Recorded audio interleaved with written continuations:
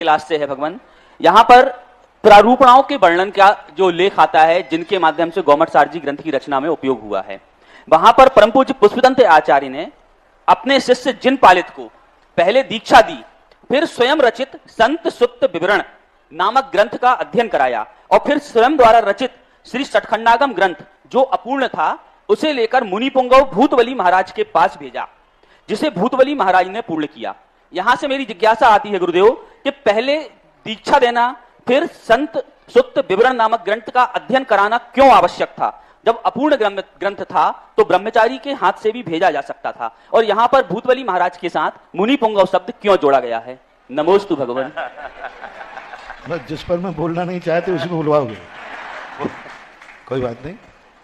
अधूरा ग्रंथ इसलिए लिखा, पुष्पदंत भूतवली महाराज, पुष्पदंत जो महाराज थे उनको अनायास मालूम चला कि मेरी उम्र, जब धरसेन स्वामी ने दोनों शिष्यों को पढ़ाया, पढ़ाने के बाद अंकलेश्वर में चतुर्मास हुआ और एक तमिल देश चले गए और पुष्पदंत वनवासी हो गए।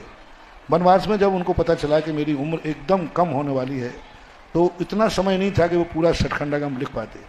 उन्होंने 20 सूत्र लिख करके, चूँकि ये सिद्धांत ग्रंथ है, गृहस्थों के हाथ से नहीं भेजा जा सकता, गृहस्थों के द्वारा नहीं दिया जा सकता, और उस समय उनके पास हो सकता है गृहस्थों की वो सुविधा ना हो, और सिद्धांत और गृहस्थ जो जाएगा इस सिद्धांत ग्रंथों लेकर, गाड़ी से जाएगा, घोड़े से जाएगा, और ले जाकर के पता नहीं किस रूप में होगा, क्योंकि सिद्धांत ग्रंथों का अध्ययन जो है मुनि को ही बताया गया, और ये परम सिद्धांत ग्रंथ है।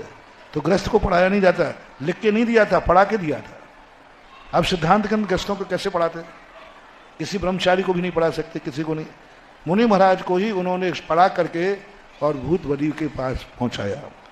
अब ये जो उपाधि के संबंध में है, यह उपाधि उस समय नहीं दी गई जिस समय वो थे। पूज्यवर वीरसेन स्वामी महाराज ने 9वीं शताब्दी के बाद ये उपाधि धवलाकार ने, वीरसेन स्वामी ने दी। उनको मुनि पुंगव शब्द का उपयोग किया, उन्होंने किया है।